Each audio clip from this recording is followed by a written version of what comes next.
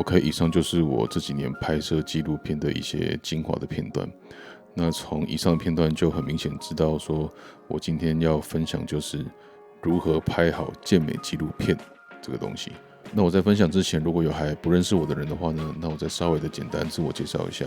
我是 Chris， 我是一个专门在拍摄有关健美这个东西的一个自由接案摄影师。那我在发布了第一支 YT 影片之后呢，成效其实有一点超乎我的预期。那不管是你有把我影片看完的人，或者是看到一半的人，或者只看5秒的人，那不管是你有订阅或者是没有订阅，在底下留言的所有人，那就是非常感谢你们肯花时间观看我的 YT 影片。这样，那其实，在第一部影片 YT 发布之前呢，我在IG 做一个简单的投票，就是问大家说，在 YT 会比较想要听我分享什么内容。那时候票数最多的话，就是有关纪录片的这个分享。那健美纪录片这个东西要讲的东西其实有太多了。那这个系列我会分上下集这样。那我会依据就是拍摄纪录片的工作流，然后逐一的去做分享这样子。那就是总共会分2个阶段。那第一个阶段就是纪录片拍摄当下的一些作业流程这样子。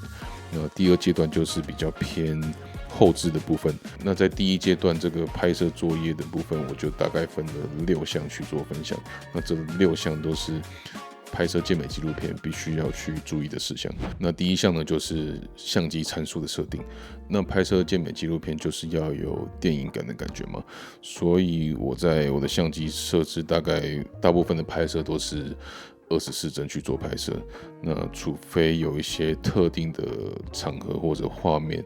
我才会去做60帧的拍摄这样子。不管你今天当下是要拍24帧或者是60帧，那你的参数设定是一定要是对的。那你的快门数就是要等于是帧数的2倍嘛。那如果你今天是拍24帧的话，那你的快门数就是要设置在1/48或者是1/50嘛。那如果你是在拍摄60帧的话，那你的快门数就是要设置在大概120/1那边。然后设定好参数之后呢，我会再检查我的麦克风有没有打开，我的那个相机里面的画面那个音条有没有在跑。我有些时候在拍摄的过程中，突然发现我的麦克风没有拍，那还好当时我在拍摄的画面没有到很重要，我都检查我的相机参数都 OK 了，然后我的麦克风也确定开了之后，那我才会按下我的录影键这样。OK， 那再来第2项就是拍摄健美纪录片的技巧。那我觉得在拍摄健美纪录片的时候，你最需要注意的事项，那就是你要拍的稳。不管你今天是要拍选手的日常，或者是训练画面，或者是选手的舞台画面，不管任何场合的画面，你就是先求一个稳。那我自己是一个比较喜欢用手持拍摄的人，我比较就是希望画面有一种临场感的感觉。那我是一个不太喜欢使用稳定器的人，除非今天有其他的上岸拍摄，他们是想要有稳定器的画面，那我才会去使用稳定器。那我在国外拍摄的时候，我发现其实那些国外拍摄健美纪录片的摄影师，大部分也都是用手持拍摄，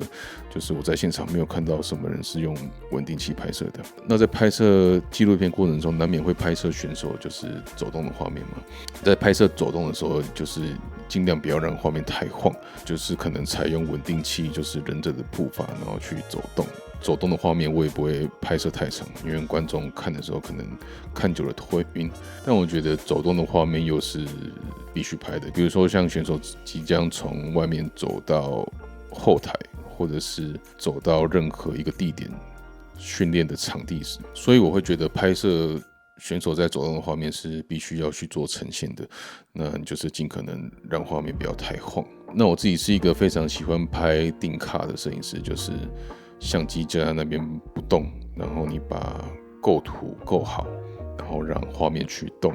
然后让选手去做动作，去说故事的感觉。这样，不管你今天是要拍特写啊、中景啊，或者是远景啊，那你就是先把画面拍稳就对了。因为你是拍摄纪录片嘛，那通常纪录片不太会有那种太花俏的运镜。那我自己是个比较偏喜欢把画面拍简单的人，就是把画面拍好，然后就是让选手去说故事就好了。这是我自己比较想要呈现纪录片的感觉。这样 ，OK， 再来第3个部分就是我觉得是健美纪录片最重要的一环，那就是访谈的拍摄。那通常访谈的拍摄我会架2机，那1机的话主要就是拍摄像现在目前镜头看到的就是选手大概是半身的画面。那2机呢，我就会比较拍比较选手特写的镜头这样子。那我会用定焦镜去做拍摄，就是当选手可能在讲到 keyword 或者是 punch line 的时候，或者是比较感动的时候，我会切到2机的画面。那这个时候选手的表情就很重要了。那定焦镜它的画质又很好嘛，所以这个时候就可以完整的去呈现就是选手当下的表情这样子。然后再来就是你访问的问题。那通常我在拍摄健美纪录片的时候，我不会让选手先看过我想要问的问题，因为我也是经验，就是在拍摄访谈之前，我给选手先看过我要问的问题。那我在拍摄当下的时候，拍起来的感觉就是选手回答得非常卡，因为如果你先给他们看过问题的话，他们会先在脑袋设想说，这个问题我最完美的回答是怎么样，但他当下讲的方式并不是他原本想的那样，所以他在拍摄的过程中就是有点边讲边想的感觉。那整个过程我会觉得有点不太自然，所以从那之后呢，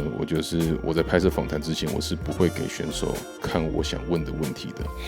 那之后我才发现，我在拍摄的当下，选手给我的答复都是最直接，然后是最自然，就是我想要的感觉这样子。那如果当下我问的这个问题是选手不想答的话，那选手可以直接反映给我，然后或者是我后置的时候再把它剪掉就好了。OK， 再就是你访谈架设无线麦的位置，基本上现在有在玩短影音或者是有在拍摄的人，基本上都会有准备一个无线麦。那我之前在看国外，就是帮 C 帮拍纪录片的这个摄影公司里面的那个主摄影师，他有介绍说，你在挂无线麦的时候，挂哪里的位置声音是最好的。那他是说，当你的无线麦如果是挂在领子夹在领子这个位置的时候，那因为它的麦克风的收音的这个地方很靠近你的脖子嘛，所以声音听起来会比较扁一点。然后就是如果当选手访谈讲到比较激动的时候，讲话声音稍微比较大声的时候，那就很容易可能就会发生爆音嘛。所以他建议的别的位置是在胸口的位置。那他说别在胸口的时候，就是听出来的声音就是会有点带点胸腔共鸣的感觉，就是声音的厚实感会比较重，然后会比较好听，会比较厚实的感觉这样子。所以拍摄访谈的时候，就是我一定会把无线麦别在胸口的位置。OK， 那再来第4项就是你有哪些画面是你必须帮选手记录的。第一就是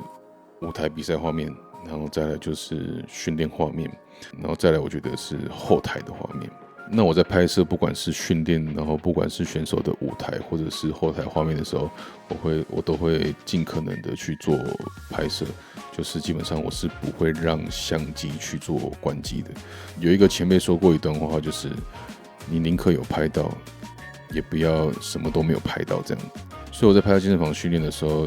基本上他的每一个动作我都会拍，然后可能比较好拍的动作我会拍比较多画面一点。那选手基本上就是一个动作会做3到4组嘛，然后每一组可能就是8到12下这样。那因为纪录片时间也不要太长，所以我在拍摄一个动作的时候，它会有4组，一组去抓这个动作的可能远景，然后第2组去抓这个动作的中景，然后第3组去抓这个动作的选手的脸部的特写这样。所以在后面剪辑的时候，我可以用3下去做远景，然后再3下选手的半身训练画面，然后再3下就是选手的特写画面，去完成这一个动作的拍摄。然后再来是后台跟选手上台比赛的画面的拍摄。那我在这几年拍摄健美纪录片的时候，基本上都有申请到摄影证。那我基本上都是拍摄 IFBB 的赛事嘛。那台湾赛的部分的话，如果没有申请到摄影证的话，基本上都可以拍后台。所以在拍摄选手的纪录片的时候，你可以尽量用相机拍摄的话，那就用相机拍摄。那万一你前台没办法拍的时候，那还有一个方法就是直接用手机去做拍摄。今天连后台他相机也不给拍的时候，那你也是要用手机去做拍摄。就是像我刚刚前面讲的，因为画面有拍到，就是不要完全的没有画面嘛。像去年我在拍摄本韦德的时候，其实本韦德是非常严格的，而且我觉得它比奥赛还要严格。就是当你进入到比赛场地的时候，你是必须把相机整个收到包包里面，它才会让你进去的那种。而且本韦德它连后台它也只能给选手进去，所以我也不能进去拍摄。那当下我就有询问选手说，你要不要考虑就是买他们官方的摄影？就是我之后如果在剪辑影片的时候，就是还有官方的画面可以去做使用，你就问他们说有没有提供就是横式影片的素材这样子。然后结果他们官方是有提供的。那选手的预算也 OK， 所以他就是当下买了本韦德的官方摄影这样子。那我在进场拍摄的时候，那我就是直接用手机去做拍摄。那现在基本上手机的拍摄画质也不会太差，就是你不要把它放到太大的话，画质都还 OK。因为当下我就是直接用手机拍摄选手的舞台画面，所以之后我在剪辑的时候，我就会有官方的舞台画面跟我手机的画面可以去做交替的使用，就会让我在纪录片呈现舞台画面的时候会比较丰富一点，就不会只有单一画面看起来比较无聊。所以这些选手必须拍摄到的画面，要想尽办法尽可能都去拍摄到，不管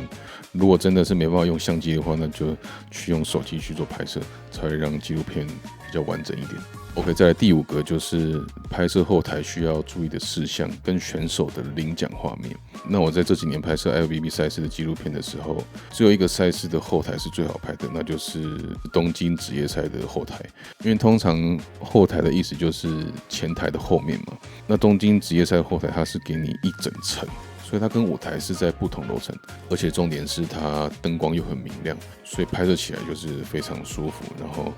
画面也很好看这样子。那我在拍摄台湾的赛事的时候，基本上他们的后台通常都是全暗的，就会给你一个就是小小的灯，然后打在那边，然后现场都是乌漆麻黑的。所以这个时候，如果你有持续灯的话，那就很重要了。我记得有一次我尝试不开灯，然后后来把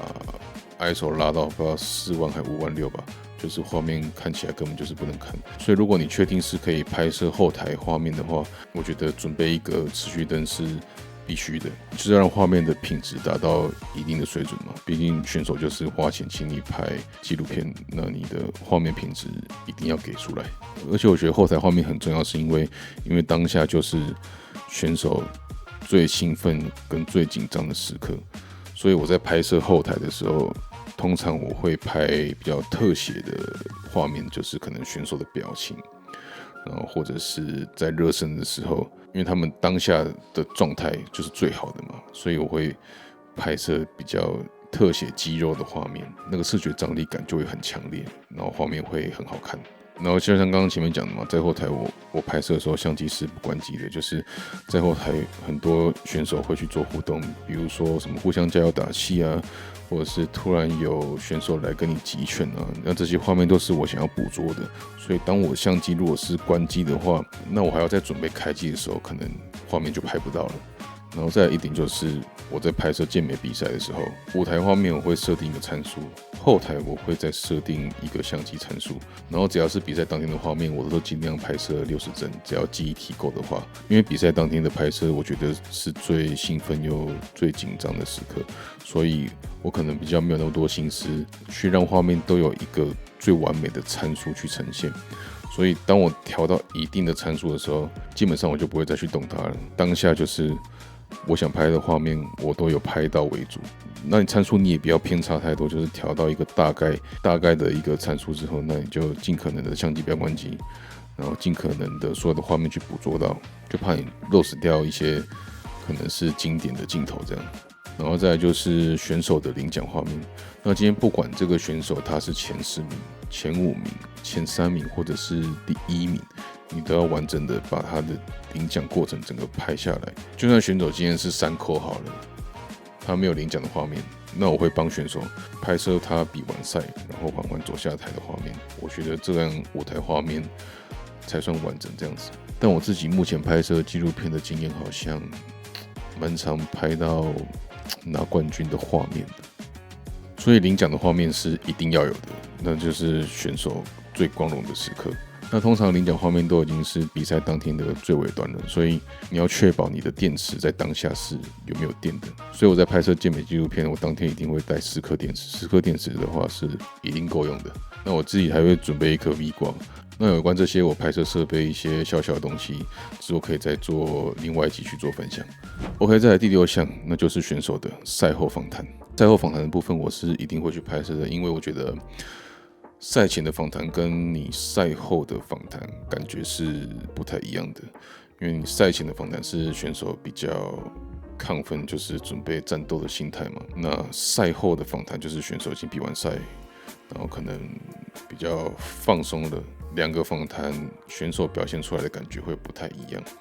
那有时候选手在赛后访谈的时候，他会讲出一些比较感动的话。那这时候你在纪录片的尾端，就是还有一个小高潮的感觉，就是会让你整个纪录片再比较完整一点。就是你纪录片就是会有高有低嘛，然后最后再做一个完美的收尾这样子。所以今天不管是选手拿了第1名，或者是选手他没有拿到名次，我觉得赛后访谈是必须的。所以赛后访谈我觉得是整个纪录片最完整一个收尾的部分，所以我觉得是必须要拍摄的。那这样6项分享下来呢，就是我自己一个比较完整的